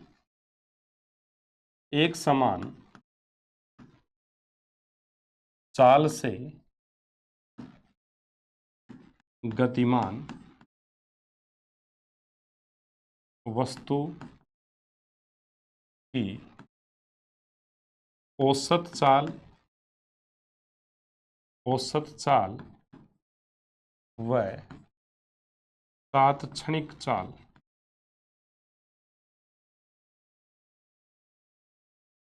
समान होती है, समान होती, ठीक है, ये चीज आ गई बात समझ में। एक समान चाल से गतिमान वस्तु की औसत चाल व तात्क्षणिक चाल क्या होती है, एक समान होती है। ठीक है भाई, तो ये था अपना चाल का टॉपिक। अब वेग के टॉपिक को डिस्कस करेंगे, फिर ये अपना वीडियो कंप्लीट होगा। उससे पहले अपने को वाहनों में कुछ मीटर लगे हुए होते हैं, आप सबने देखे होंगे, जिसमें वाहन ने कितनी दूरी तय कर रखी है वो दिखाता है, स्पीड दिखाता है। तो उन मीटर के नाम क्या है वो देख लेते हैं एक बार। एक मीटर आता है जिसका नाम है ओडोमीटर, ओडोमीटर, ठीक है। ओडोमीटर का क्या काम है भाई, ओडोमीटर ये दिखाता है कि वाहन द्वारा कितनी दूरी तय कर ली गई है। तो वाहन द्वारा तय दूरी को कौन मापता है, ओडोमीटर। तो लिख देंगे वाहन द्वारा तय दूरी को मापता है, वाहन द्वारा तय दूरी को मापता है, ओडोमीटर। ठीक है। ऐसे ही एक शब्द आता है स्पीडोमीटर। एक शब्द क्या आता है? स्पीडोमीटर। जाहिर सी बात है, स्पीडोमीटर क्या काम करेगा? प्रति क्षण जो चाल है गाड़ी की, हर क्षण गाड़ी की चाल कितनी है, वो स्पीडोमीटर ही आपको बताता है कि अपन एक्सीलेटर करेंगे तो गाड़ी की चाल बढ़ जाएगी, एक्सीलेटर नहीं देंगे तो चलती रहेगी गाड़ी, या धीरे धीरे कम उसकी चाल होने लग जाएगी। ठीक है, ब्रेक लगाएंगे तो एकदम से स्पीड कम हो जाएगी। तो स्पीडोमीटर स्पीडोमीटर स्पीडोमीटर इसका क्या काम है?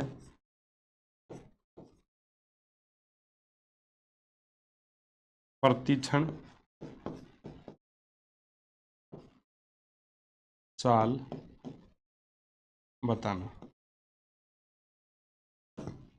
प्रति क्षण की जो गाड़ी की चाल है वो बताने का काम ये स्पीडोमीटर के द्वारा करता है। एक आता साथियों टेकोमीटर।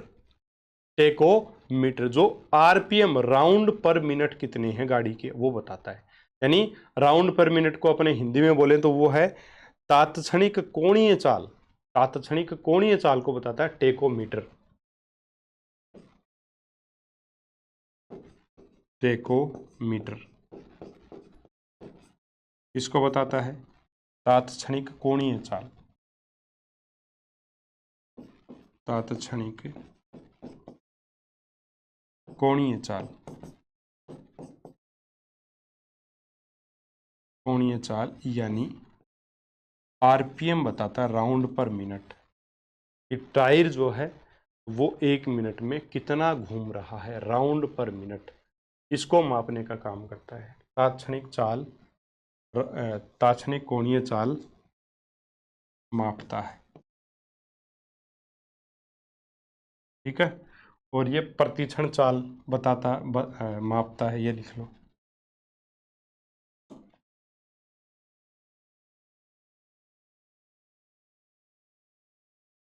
प्रतिक्षण चाल मापता है,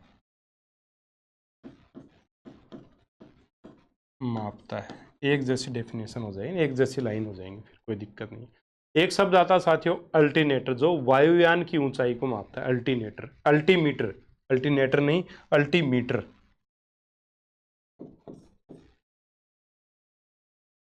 अल्टीमीटर ये क्या करता है? वायुयान की ऊंचाई को मापता है। ठीक है। वायुयान की यानी एरोप्लेन की ऊंचाई, ऊंचाई मापता है, मापता। ठीक है। अगला है अपना, अगला कौन सा है? फेदोमीटर। फेदोमीटर समुद्र की गहराई को मापता है साथियों। फेदोमीटर किस क्या मापता है? समुद्र की गहराई को। फेदोमीटर, फेदोमीटर नोट्स में लिखे हुए हैं सारे के सारे। फेदोमीटर मापता है समुद्र की गहराई को।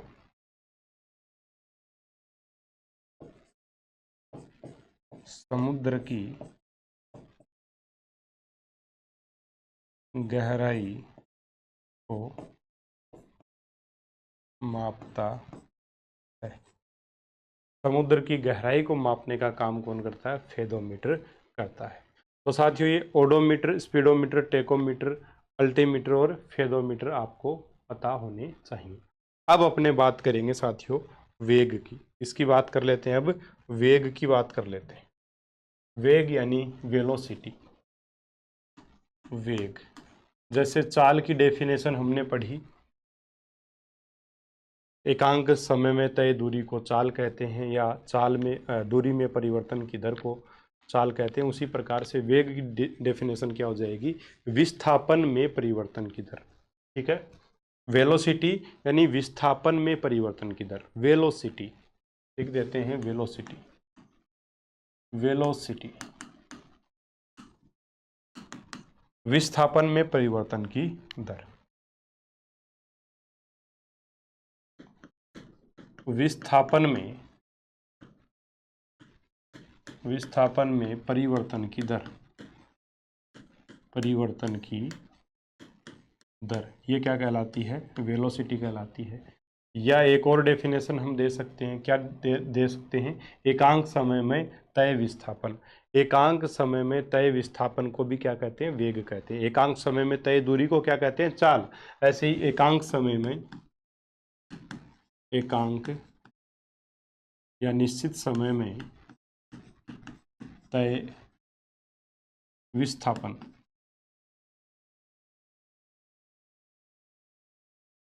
को क्या कहते हैं? वेग यानी वेलोसिटी कहा जाता है। वेग साथियों धनात्मक, ऋणात्मक और शून्य हो सकता है। जैसे विस्थापन जो वो धनात्मक, ऋणात्मक और शून्य हो सकता है, उसी प्रकार से वेग भी, वेग धनात्मक, ऋणात्मक तथा शून्य हो सकता है। ठीक है भाई, विस्थापन, विस्थापन है, वही बात है, विस्थापन में परिवर्तन की दर। तो विस्थापन बेटा धनात्मक भी होता है। विस्थापन होता क्या है? वस्तु के द्वारा चली गई प्रारंभिक बिंदु से अंतिम बिंदु की सीधी दूरी, वो होता है विस्थापन। तो उस विस्थापन को करने में कितना समय लिया गया, यही तो क्या है? वेग है, वेलोसिटी है। तो विस्थापन खुद जीरो हो सकता है तो वेग भी जीरो हो सकता है। विस्थापन ऋणात्मक हो सकता है तो वेग भी क्या हो सकता है? ऋणात्मक हो सकता है। सीधी सी बात है। तो वेग धनात्मक, ऋणात्मक तथा शून्य हो सकता है, यानी जीरो हो सकता है। और वेग क्या है? एक सदिश राशि है। वेग सदिश राशि है। जैसे विस्थापन एक सदिश राशि है, वैसे ही वेग भी सदिश राशि, वेग सदिश राशि है। सदिश राशि, सदिश राशियां क्या होती हैं? ऑलरेडी मैं आपको बता चुका हूं। यानी ऐसी राशियां जिनमें परिमाण के साथ साथ दिशा भी होती है और जो योग के सदिश नियमों का पालन करती हैं। ठीक है। वेग के सूत्र की बात करूं अगर मैं, तो परिभाषा से लिख सकता हूं। वेग किसे कहते हैं? विस्थापन में परिवर्तन की दर। तो विस्थापन बटा समय, विस्थापन बटा समय, विस्थापन बटा समय, ये क्या हो जाएगा? वेग हो जाएगा। और यहीं से हम मात्रक निकाल सकते हैं इसका। विस्थापन का मात्रक क्या होता है? मीटर। और समय का मात्रक वही सेकंड, सेकंड। ठीक है, तो इसको लिख सकता हूं मैं मीटर प्रति सेकंड। चाल और जो आपका वेग है उस उनके दोनों का जो मात्रक है वो समान होता है। या इसको क्या लिख सकते हैं? Meter second inverse, meter into second inverse, second inverse. ठीक है, ये लिखा जा सकता है। ये मात्रक होता है आपके वेग या वेलोसिटी का। ठीक है भाई। औसत वेग की मैं बात करूं, औसत वेग क्या होता है? तो औसत वेग होता है बेटा कुल विस्थापन गुणा कुल विस्थापन बटा कुल समय। सीधा सा एक ही फॉर्मूला इसका, कुछ भी नहीं है ज्यादा। अपने कहीं भी लिख लो, यहीं लिख लेते हैं। औसत वेग, औसत वेग क्या है? कुल विस्थापन, कुल विस्थापन बटा कुल समय, बटा कुल समय। कुल विस्थापन बटा कुल समय, कुल विस्थापन बटा कुल समय, यही क्या है? औसत वेग है। ठीक है। और इससे संबंधित एक एग्जाम्पल भी होगा, अपने नोट्स में होगा। नहीं है तो मैं आपको बता दूंगा, नोट्स में है तो कोई यहाँ कोई दिक्कत नहीं है, वही देख लेंगे। स्पीडोमीटर वगैरह ये तो करा ही दिए। वेलोसिटी, हाँ ये रहा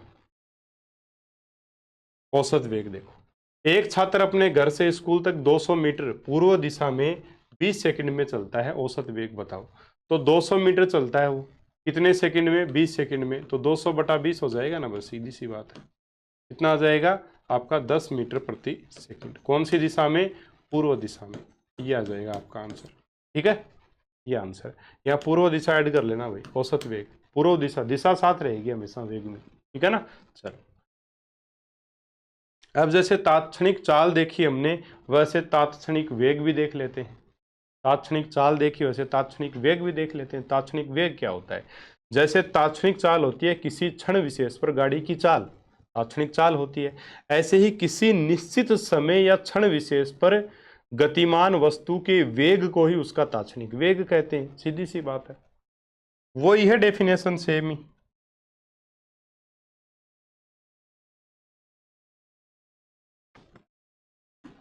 तात्क्षणिक वेग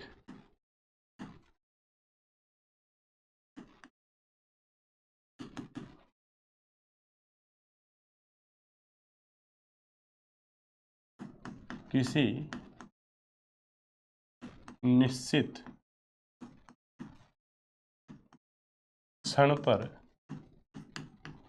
गतिशील वस्तु का वेग क्या कहलाता है?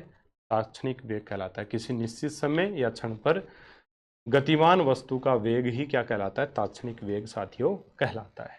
ठीक है, यहां पर भी वही बात लिखेंगे कि अगर एक समान वेग से कोई वस्तु गतिमान है तो उसका औसत वेग और तात्क्षणिक वेग क्या होगा? बराबर होगा। भाई एक समान वेग से गतिशील है तो औसत वेग और तात्क्षणिक वेग बराबर होगा। ये बात जैसे औसत चाल में लिखी थी, यहां भी लिखेंगे। एक समान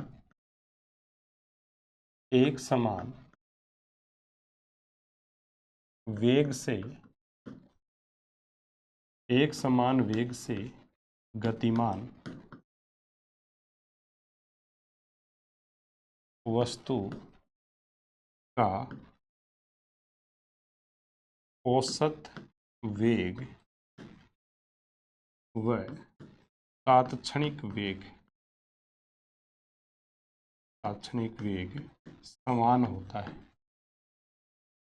समान होता है। ठीक है, समान होता है। चलो भाई, इतनी बातें आराम से आपको समझ में आ गई होंगी। ठीक है, अब तात्क्षणिक वेग हो गया अपना, और क्या बचा होगा? अच्छा, एक एग्जाम्पल है भैया आपकी।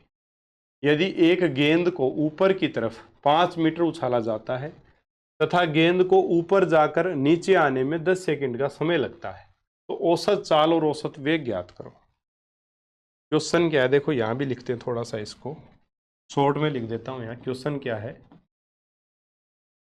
एक गेंद, नोट्स में डिटेल में मिल जाएगा प्रश्न। एक गेंद को 5 मीटर, है ना, 5 मीटर ऊंचाई पर उछाला जाता है। कितनी हाइट पर उछाला जाता है? 5 मीटर। एक गेंद को 5 मीटर उछाला जाता है,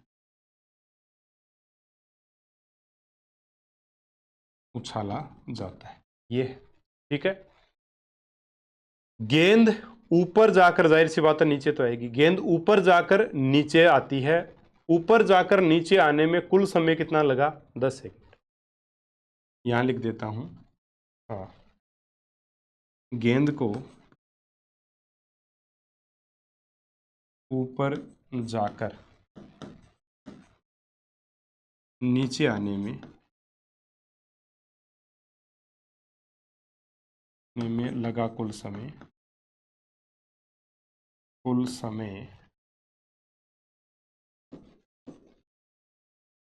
10 सेकंड है। कितना सेकंड लगा? 10 सेकंड है, 10 सेकंड लगा।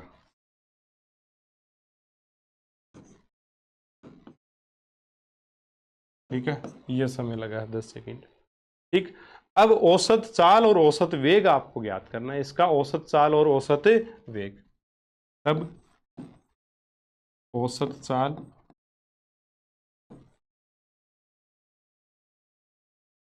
व औसत वेग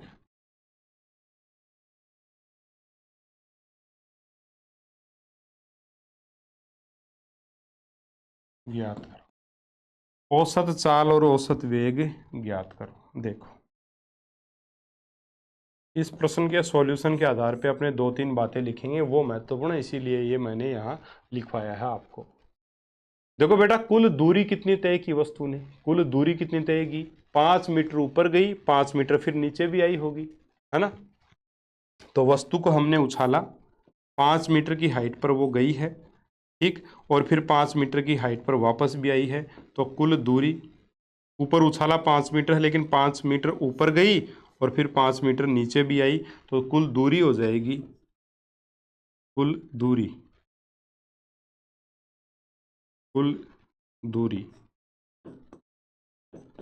5 मीटर प्लस 5 मीटर बराबर 10 मीटर।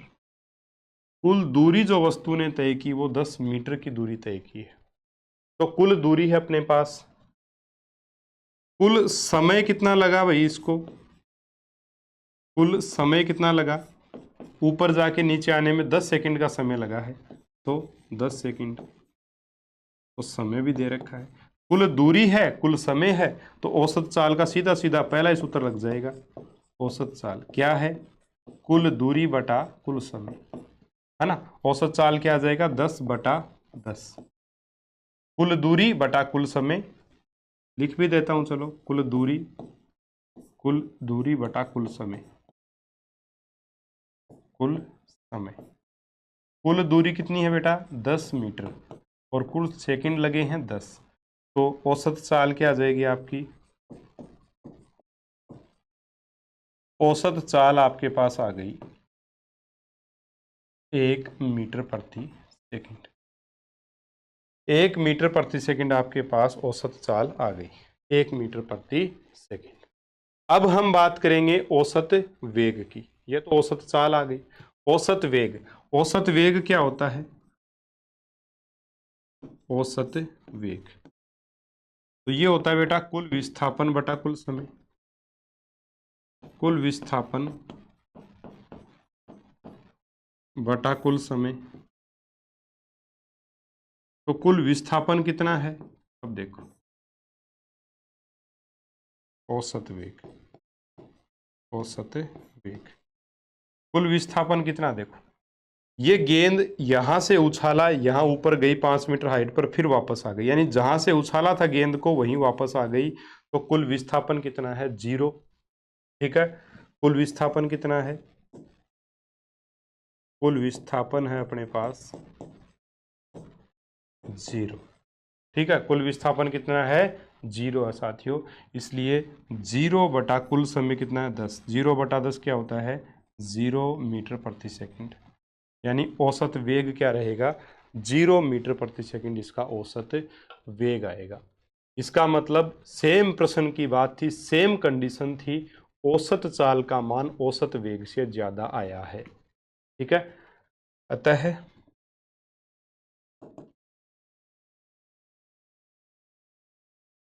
औसत चाल ज्यादा है औसत वेग से, और ये हमेशा होगा। औसत वेग ज्यादा से ज्यादा क्या हो सकता है, बराबर हो सकते हैं। औसत चाल और औसत वेग ज्यादा से ज्यादा बराबर हो सकते हैं, लेकिन औसत चाल जो वो हमेशा औसत वेग के या तो बराबर होगी या उससे अधिक। औसत वेग कभी भी औसत चाल से अधिक नहीं हो सकता। ये वही बात है सेम, दूरी हमेशा विस्थापन से अधिक होगी या उसके बराबर होगी, उससे कम नहीं होगी कभी भी। ठीक है, तो सेम बात है, औसत चाल जो है वो या तो औसत वेग के बराबर हो सकती है या उससे हमेशा ज्यादा होगी। ठीक है, इस एग्जाम्पल के आधार पे कुछ बातें और हम कह सकते हैं। क्या कह सकते हैं कि जब दूरी और विस्थापन का मान अगर बराबर हो, दूरी और विस्थापन का मान अगर बराबर हो, ठीक है, तो औसत चाल और औसत वेग भी क्या होंगे, बराबर होंगे। क्यों, क्योंकि देखो इधर देख लो आप, अगर कुल दूरी 10 मीटर है, अगर विस्थापन भी कुल 10 मीटर होता, 10/10 1 मीटर प्रति सेकंड ही आ जाता औसत वेग भी। तो अगर दूरी और विस्थापन बराबर हैं, नोट लगा के लिख सकते हो इसको, यदि दूरी व विस्थापन समान, तब औसत चाल बराबर होगा औसत वेग के, औसत वेग के। अगर समान समय अंतराल में तय दूरी भी समान है, विस्थापन भी समान है, तो औसत चाल और औसत वेग बराबर होंगे। ठीक है, समान समय अंतराल में, समान समय अंतराल की बात कर रहा हूं मैं, लिख देता हूं यहां पर, समान समय में, ऐसे लिख देते हैं, समान समय में यदि दूरी व विस्थापन समान है तब औसत चाल बराबर औसत वेग होगा। नोट, ठीक है, ये पहला बिंदु अपना हो गया। दूसरी बात क्या बोल सकते हैं अपने, दूसरी बात जो पीछे अभी अपने ने एग्जाम्पल किया उसमें क्या कह सकते हैं कि वस्तु की जो चाल होती है किसी निश्चित समय अंतराल में या समान समय अंतराल में, वस्तु की औसत चाल सदैव उसके औसत वेग के परिमाण के या तो बराबर होगी, ठीक है, या उससे अधिक होगी। जो अभी बताया था मैंने आपको कि किसी निश्चित समय अंतराल में, किसी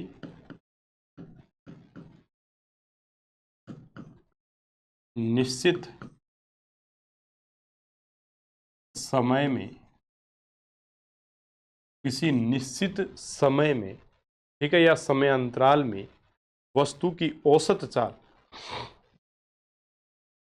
समय में, किसी निश्चित समय अंतराल में कर लो चाहे,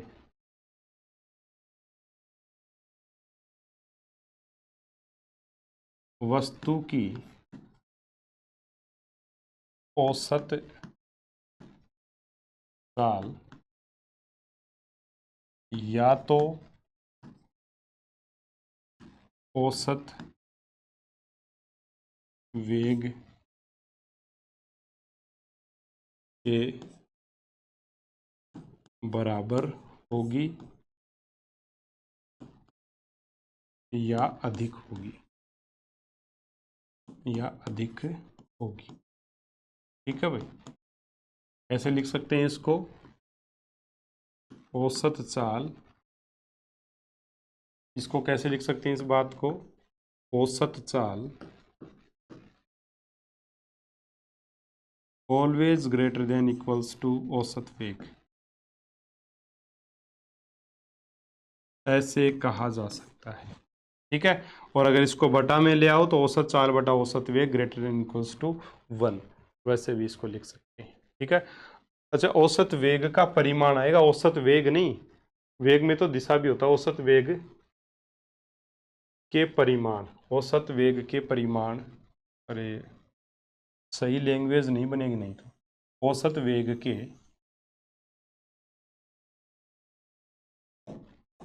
औसत वेग के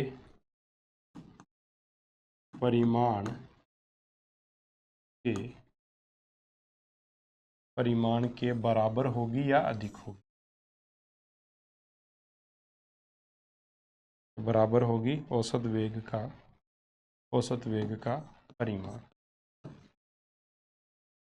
ठीक है, परिमाण ये होगा औसत वेग के परिमाण के बराबर या क्या होगी, अधिक होगी। ठीक है भाई, चलो,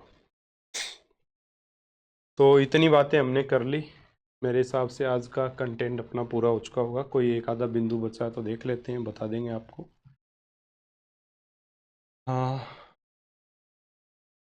अच्छा, ये भी देखो, एक बिंदु ये भी है, किसी निश्चित क्षण पर किसी निश्चित क्षण पर वस्तु की तात्क्षणिक चाल सदैव उसके तात्क्षणिक वेग के परिमाण के बराबर होती है, क्योंकि उस, हाँ, ये देखो, ये बिंदु भी बहुत इंपॉर्टेंट है, सरल है, समझा देंगे।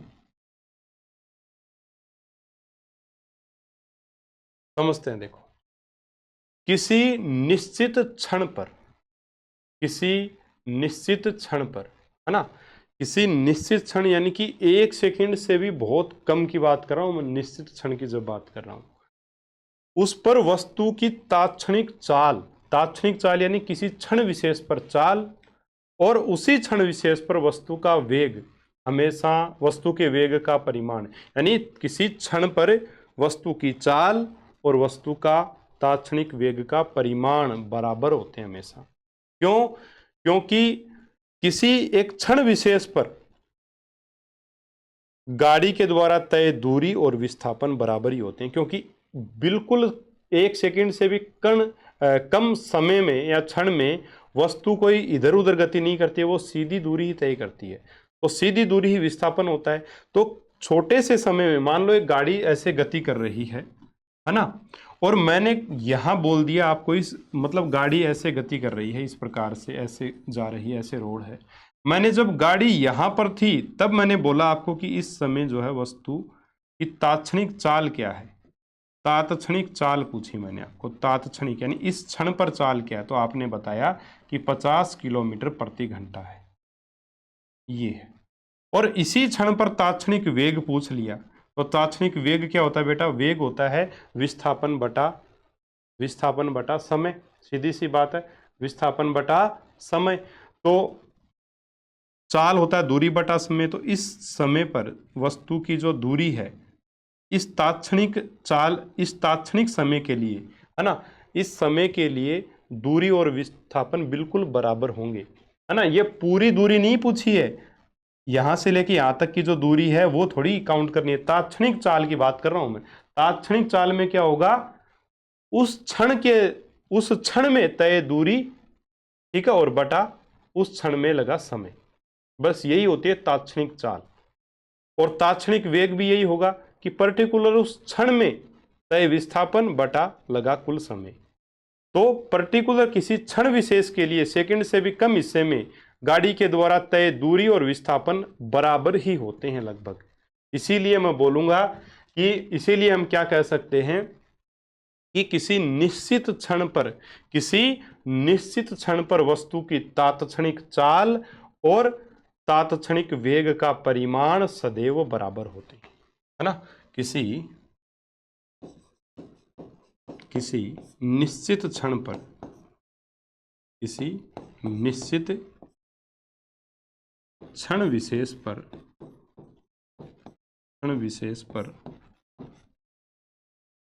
वस्तु की चाल नहीं, तात्क्षणिक चाल, वस्तु की तात्क्षणिक चाल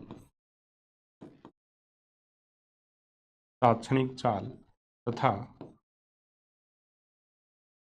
तात्क्षणिक वेग का परिमाण तथा उसी क्षण तथा किसी निश्चित समय पर या किसी निश्चित क्षण विशेष पर वस्तु की तात्क्षणिक चाल सदैव उसके तात्क्षणिक वेग के परिमाण के बराबर होती है। किसी निश्चित क्षण विशेष पर वस्तु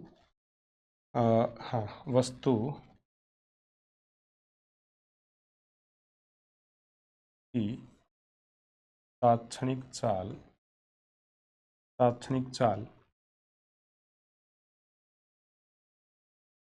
किसी निश्चित क्षण विशेष पर वस्तु की तात्क्षणिक चाल उसके तात्क्षणिक वेग के, उसके तात्क्षणिक, किसके? वस्तु के तात्क्षणिक वेग के परिमाण के बराबर होती है।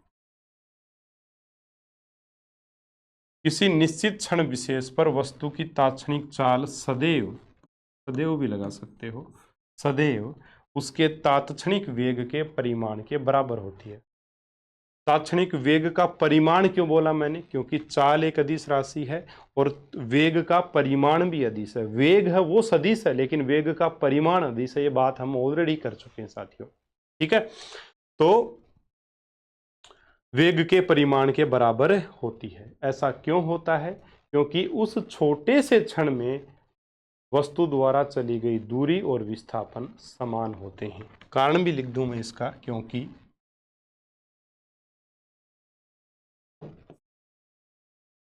क्योंकि उस छोटे से क्षण में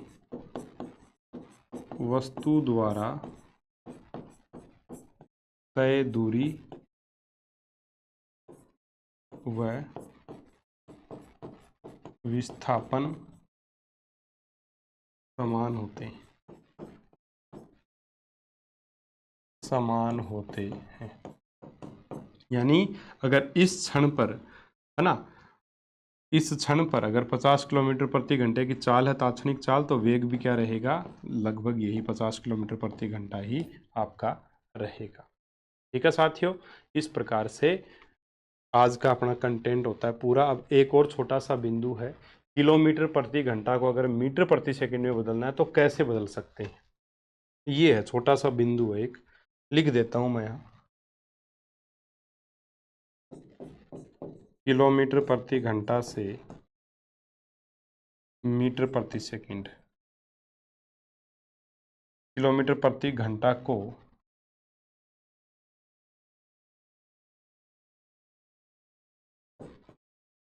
मीटर प्रति सेकंड में बदलना। देखो 1 किलोमीटर में कितने मीटर होते हैं, 1000, 1000 आ गया, बटा 1 घंटे में कितने सेकंड, घंटे को बदलना सेकंड में, 1 घंटे में कितने सेकंड होते हैं, 3600, तो बटा 3600।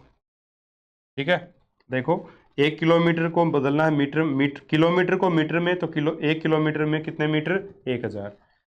घंटे को बदलना है सेकंड में, 1 घंटे में कितने सेकंड, 3600। ठीक है, तो 1000 बटा 3600 यानी 20 से 20 कटा, 10 बटा 36 यानी 5 बटा 18, 5 बटा 18 आ जाएगा। यानी अगर किलोमीटर को मीटर प्रति सेकंड में बदलना है तो आपको उसको किससे गुणा कर देना है, 5 बटा 18 से। ठीक है, और अगर आपको करना है उल्टा, मीटर प्रति सेकंड को किलोमीटर प्रति घंटे में बदलना है तो आपको सीधा सीधा गुणा कर देना है 18 बटा 5 से। ठीक है, किससे गुणा कर देना है, 18 बटा 5 से।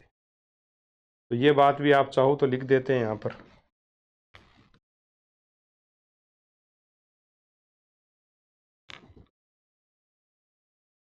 किलोमीटर प्रति घंटा से मीटर प्रति सेकंड 5 बटा 18 से गुणा। ठीक है, और मीटर प्रति सेकंड से किलोमीटर प्रति घंटा, तो क्या करना है, 18 बटा 5 से गुणा, 5 से गुणा, बस यही है। जैसे अगर आपका 72 किलोमीटर प्रति घंटा है, 72 किलोमीटर प्रति घंटा है, इसको बदलना है मीटर प्रति सेकंड में, 72 किलोमीटर प्रति घंटा है, इसको मीटर प्रति सेकंड में बदलना है, तो क्या करना है, 72 को गुणा कर देना है 5 बटा 18 से, 18 चौक 72, 5 चौक 20, 20 मीटर प्रति सेकंड आ जाएगा। 20 मीटर प्रति सेकंड दे रखा है, इसको किलोमीटर प्रति घंटा में बदलना है, तो 20 को किससे गुणा कर दोगे, 18 बटा 5 से, तो 5 चौक 20, 18 चौक 72, 72 किलोमीटर प्रति घंटा आ जाएगा। ठीक है, इस प्रकार से हम बदल सकते हैं।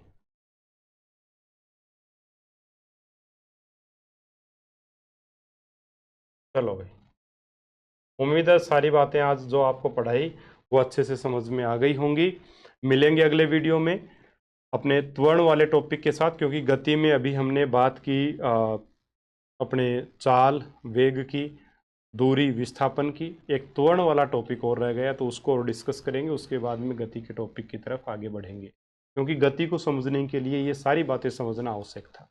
ठीक है, चलो आज जो पढ़ा है आपको निश्चित ही समझ में आया होगा। इस वीडियो से संबंधित प्रश्न इस वीडियो के नीचे आपको अटेम्प्ट टेस्ट के रूप में एप्लीकेशन में मिलेंगे, वो आप अटेम्प्ट कर लेना। 15 प्रश्न है लगभग, प्रश्न अच्छे स्तर के प्रश्न हैं, ठीक प्रश्न हैं, उनको आप करोगे तो आपको कॉन्फिडेंस आएगा। ठीक है, मिलेंगे अगले वीडियो में, तब तक के लिए नमस्कार, जय हिंद, जय भारत।